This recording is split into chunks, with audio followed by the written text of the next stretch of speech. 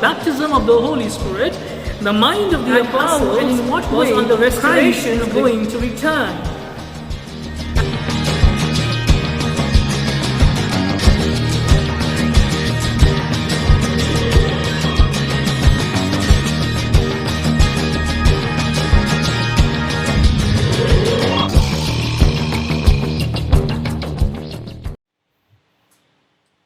It is my joy in welcoming you for the Aldersgate and Ascension Day service. Today, let us begin our worship. Clap your hands, all you people. Shout to God with loud songs of joy. Sing praises to God. Sing praises. Sing praises to our sovereign Lord. God is sovereign over all the earth. Sing praises to God. Sing praises. Let everything that has breath sing praises. Shout to God with loud songs of joy. Let us pray. God of all glory, as we come to know your Son through the living word of Scripture, enlighten our hearts with the spirit of wisdom and revelation. Remind us again of Christ's authority over the church at all times and in all places. Renew in us again our purpose as Christ's followers to proclaim repentance and forgiveness of sins. In the name of Jesus Christ, to all people in all places, all glory and honor be to you, Christ Jesus our Lord. Amen. As we begin our worship, let us all join in the Apostles' Creed that will be led by Reverend Nitin Elal, and then we shall sing a hymn, after which Vandana will lead us in the reading of God's Word, which is taken from the book of Acts, chapter 1, verses 1 to 11. Let us unite in this historic confession of the Christian faith. I believe in God the Father Almighty, the maker of heaven and earth, and in Jesus Christ, his only Son, our Lord, who was conceived by the Holy Spirit, born of the Virgin Mary, suffered under Pontius Pilate, was crucified, dead and buried. The third day he rose from the dead, he ascended into heaven, and seated at the right hand of God the Father. From thence he shall come to judge the quick and the dead. I believe in the Holy Ghost, the Holy Catholic Church, the communion of saints, the forgiveness of sins, the resurrection of the body, and the life everlasting. Amen.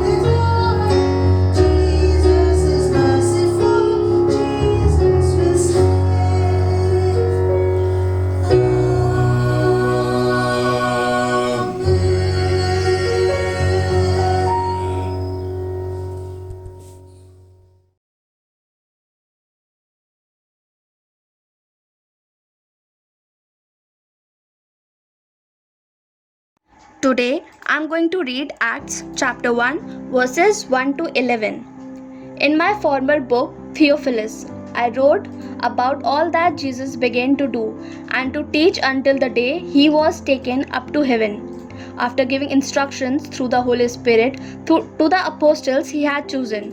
After his suffering, he presented himself to them and gave many convincing proofs that he was alive. He appeared to them over a period of 40 days and spoke about the kingdom of God.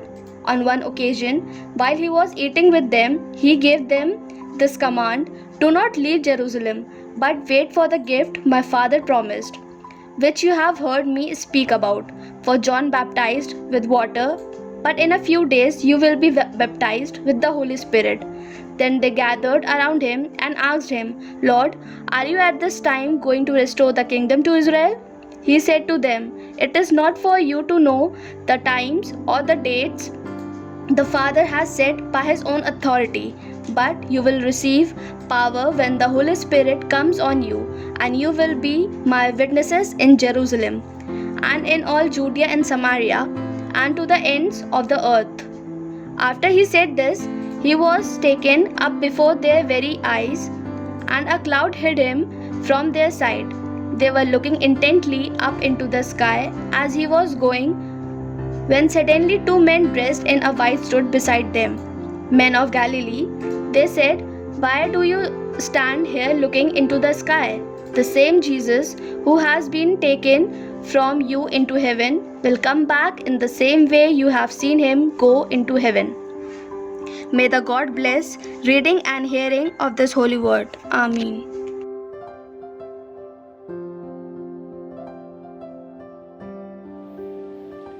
I greet you once again in the risen and matchless name of our Lord and Savior Jesus Christ.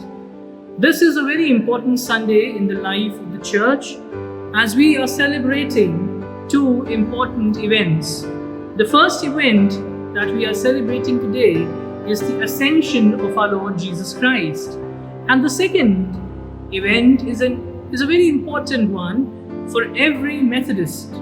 For this was the initiation of how John Wesley, a clergyman, began the Methodist movement with the power of the Holy Spirit, and thereby founded perhaps the largest charismatic church in the world. It is also known as the Aldersgate Sunday.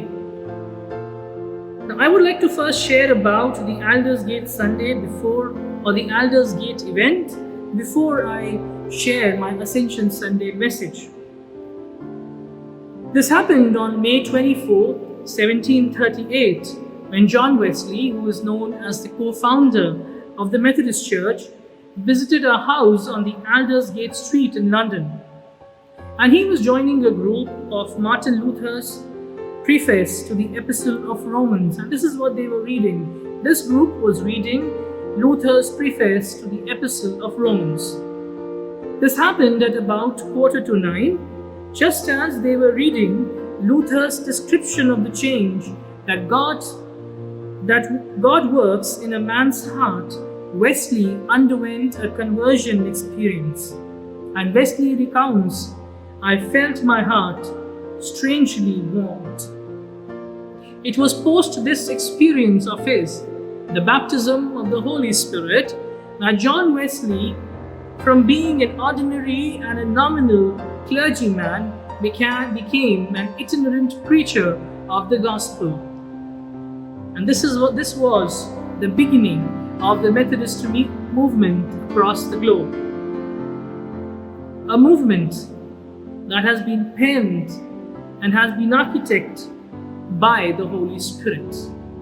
And therefore, as we are going to spend our time on meditating on God's Word, the Aldersgate event is going to be our purpose, or will be our inspiration of understanding what the Lord wants from our lives, and thereby we can know how we as Methodists or as Christians across the globe be part of the same movement that John Wesley began, a movement of bringing people to the throne of God's grace and mercy. And therefore, I have entitled my Ascension Day sermon as "You are called to be witnesses. We heard the God's word that was read by Vandana from Acts chapter 1 verses 1 to 11, and this will be our sermon text for today's meditation. In the first two verses of this book, Luke looks back to the gospel that he rewrites, and he addresses to the same person in Theophilus. Theophilus may have been Luke's patron who financed his writing of the gospel and also of the book of Acts. Whatever little is known to us, we may be certain of one fact, that this man was a believer in Christ. In fact, if you break his name, Theo and Philos, it means Theo means God and Philo means friend. And if you just join these two words together, it means friend of God.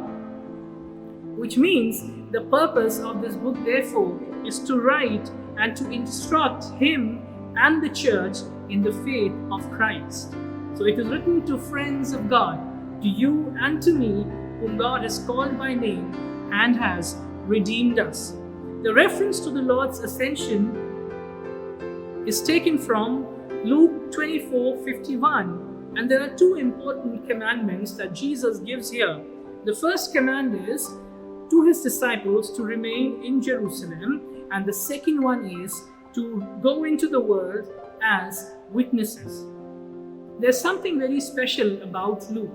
As a scriptural writer, he is the only one who gives us the exact detail that it was for 40 days that Jesus appeared to his disciples and to people around after his resurrection. And each of his appearance is a proof of his resurrection. Now let us now go deep into the word, and the first thing that I want to talk about today is that it was time for them to wait unto the Lord. Verses 4 to 6. Waiting is a very important or a trademark of a believer.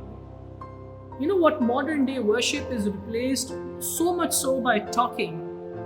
Modern day believers, modern day speakers, modern day prayer warriors are great talkers.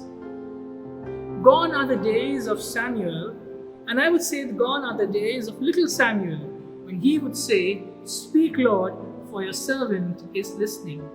The Lord says in Psalm 46 verse 10, "Be still and know that I am God." It is important that we as church, we as believers are still before our God when we approach his presence.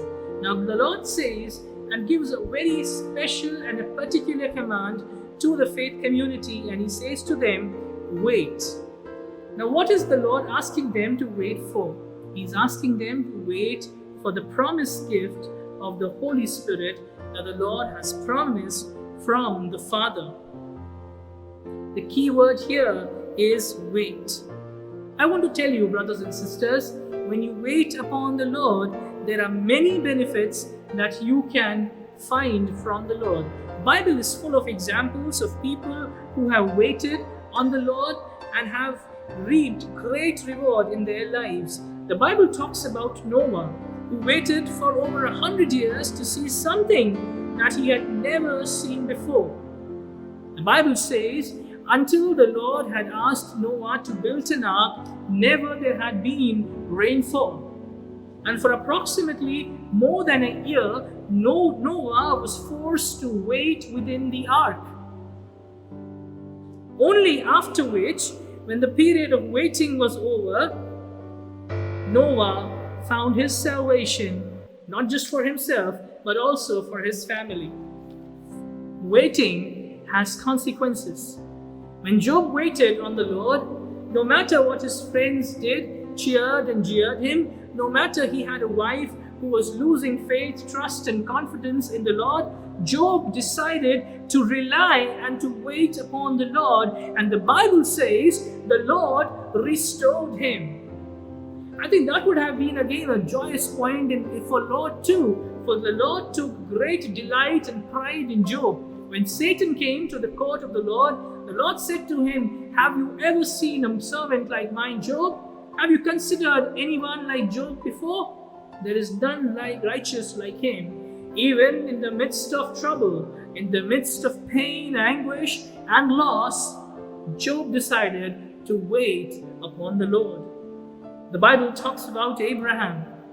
And the Bible says it took years and experiences before he learned discipline and before he learned to completely focus and wait upon the Lord. It was no easy command that the Lord gave him. The Lord said, I'm going to make you father of the nations. You will have children like the stars in the firmament and the sand on the seashore. The truth of the matter was, Abraham and his wife were barren and they were old. But Abraham decided to wait and trust in the promise of God. The Bible says God rewarded him with Isaac. The story of the Bible goes further in the story of Joseph, a man who was sold, who was forgotten, who was mistreated, not just by his own family, but also by those to whom he was sold. He waited in the prison to finally find purpose for which the Lord had sent him into slavery and even to the prison. The Bible talks about Moses who waited for God to use him. He learned well enough to tell the people of Israel, as you read, when they were being chased by the army of the Pharaoh and they were being pursued by them, he says, stand still and see the salvation of God. And the Bible says the Red Sea was parted in two and the entire Israelite community passed through the waters. When you wait on the Lord, there are great and mighty things that are about to take place in your life. When God says it is a season of waiting, you know what God is saying to you? God is saying that the Pentecost is around the corner. God is saying that the time of empowerment is coming soon. But the Lord right now is saying to you and to me, wait. When He says wait, wait for your strength, for the Lord is going to strengthen you. When He says wait, He's saying wait for provisions, for He is going to supply to you everything that you need in your spiritual journey. When God says wait, He's saying I am going to give you a direction for your living. When God says wait, I am going to accomplish my will in your life. You won't just not pray, Lord, let your will be done. But when you wait and when you align yourself with God, you will start living a life of obedience, a life that is aligned with God, a life that is listening and doing what the Lord wants to do from your life. This is a season of waiting. Secondly, it is time to witness for the Lord. Verses 7 and 8. And this is what Jesus said unto them, you shall be my witnesses. This is also our sermon theme for today. I want to tell you, dear brothers and sisters, there's a job for you and me to do. There's a world for you and me to reach out to. Sadly, the truth is that most of us are falling short in witnessing. If you read this passage carefully, while Jesus was talking about the baptism of the Holy Spirit, the mind of the apostles was on the restoration of the kingdom of Israel and how and in what way Christ is going to return. Understand this, dear church, that our purpose is to win souls for the kingdom of God. The problem happens in our witnessing when we start focusing upon the non-essentials. And Jesus says to His apostles, and I want to quote this verse because right now I'm seeing this, that the church is going through this problem a lot. He says, it is not for you to know the times or dates that the Father has set by His own authority. Dear brothers and sisters, let us not engage ourselves in the non-essentials. While I was in Campus Crusade as a student volunteer during my college days, I learned a beautiful definition that Dr. Bill Bright taught the people years ago, and they continue to pass it on to the evangelists. And they say, success in witnessing is simply sharing Christ in the power of the Holy Spirit, leaving the results to God. The disappointing part is we are not sharing the good news enough. We are engulfed in talking about non-essentials, things that do not bring salvation, things that do not bring life.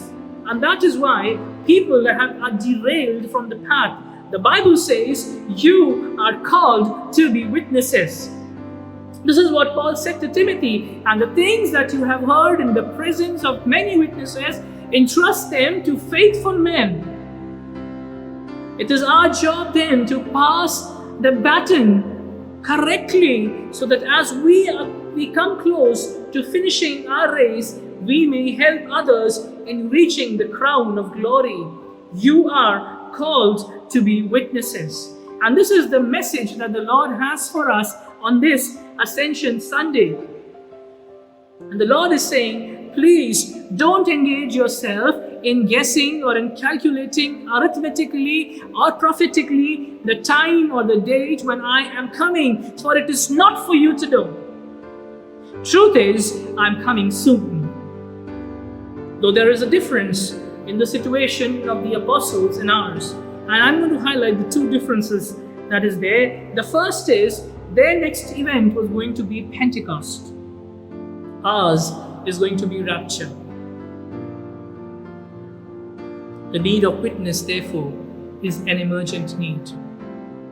That is the only purpose for which you and I have been created. I enjoy reading the book over and over again, written by Rick Warren, which says The Purpose-Driven Life. And I love the opening line which says, what on earth am I here for? And I want to tell you, you and I are here on this earth to witness the salvation that is found in Jesus Christ alone. For the need is emergent. The Bible says, without a vision, my people are perishing. Without Jesus, the people are perishing and are dying to their sins. Corona is not a problem. I want to tell you, brothers and sisters, not too many people are dying of corona. People are dying of fear. People are dying of hopelessness. People are dying because they do not know what happens after this life. God has promised to you and me life, and a life in all its fullness, and that life is eternal life. Thirdly and finally, and I'll conclude my message, this departure of the Lord comes with a promise. Verses 9 to 11. The Lord's ascension comes with the anticipation of His return. Even in the ascension of our Lord, as was His whole lifestyle, a fulfillment of every prophecy that was written about Him. The prophecy of Zechariah 14:4 was spoken of, that when the Lord will come again, it would happen on Mount Olives. The ascension now meant that the continuing work of Christ rests in the hands of the apostles. That the work of Christ continues in the hands of you and of me. And how would you and I do it when the Holy Spirit would empower? And therefore, waiting is important. Remember, the early apostles were waiting apostles. The discipleship corps was waiting upon the Lord. And because they waited upon the Lord, they became witnessing group. When you wait, you will find strength to witness. The teaching here then is for a missionary church. My sermon today is not for nominals, because I know nominals will be busy in their works. People are still busy in calculating the cost, in manipulating. Ever since the government has announced the labor laws have been struck off, people are busy in manipulating how they can harm others and benefit their own system and organization. And that is the mind of the devil. This message is not for them. This message is for somebody who is serious about taking God's word to the people. This message is for a missionary church. This message is not for them who are busy throughout the day, and perhaps only when it is leisure time they can find out time for God, or only because it is ritualistic need that they find out time for God. This message is for people who understand that wherever they are as full-time missionaries and evangelists with the sole purpose of reaching out to others with the message of Jesus through lifestyle, through message, and through the whole personality in itself. This message is for a missionary church, and this message is Jesus is returning again, so get set, going. Regardless of particular difficulties confronting us, regardless of what your situation is, you are called to be witnesses. I want to tell you, brothers and sisters, there is no situation greater than the Lord you serve. For the Lord you serve has a great purpose in your life. And I want to tell you, your crosses, your circumstances will be taken care of by the Master if you commit them into His hands. I want to conclude my message today with the story of the song, which I am sure so many of us would know, a song which goes by the name, I Have Decided to Follow Jesus, No Turning Back. This story is an Indian story. It happened in the Noksing. The story is about Noksing, who comes from the Garo tribe of Assam. Approximately 150 years ago, when the American Baptist missionaries came to Assam, they toiled day in and day out, and after working very hard, they were just able to convince one Assamese tribal family in faith. The attitude of the tribals was hostile to the missionaries. But as I said in my definition earlier, our job is only to tell the good news. It is the work of the Holy Spirit to convince and transform the life of the people with whom we share. The missionaries who toiled hard in that tribal village among the Garo tribe of Assam were able to lead one family in faith. The entire village was enraged by the transformation of the family, and so the chieftain threatened the family, and he summoned them, and he summoned the man saying, "Denounce Jesus, are we ready to face the consequences?" The man sang back at him, "I have decided to follow Jesus, no turning back, no turning back." The chief was angry with the man's refusal, and he ordered for his boys to be arrowed down. After which the man sang, "Though none joins with me, still I will follow. Though no one joins me, still I will follow. No turning back, no turning back." With his singing, he infuriated the chief further, and so he ordered his wife to be arrowed down. In the face of death, the man sang the final memorable lines of the song. And he sang, "The cross before me, the world behind me, no turning back, no turning back." He was shot dead, but the miracle was born. In a spontaneous confession of faith, the chieftain declared, "I too belong to Christ." For he was taken by this man's conviction, by his faith, that how could he be so ready to give up his own life? What is there in this Jesus that he is ready to give up everything? And so he took up a serious inquiry of God's word. The word of God transformed his life.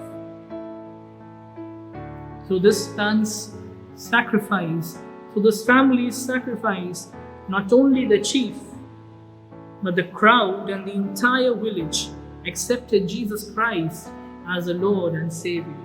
Tertullian, a famous church father, once said, "The blood of martyrs is the seed of the church." Dear brothers and sisters, the coming of Christ is at hand. The times in which you and I live are surely and certainly the ends of the age. There is but one way for us to live, and that one way is to live as witnesses.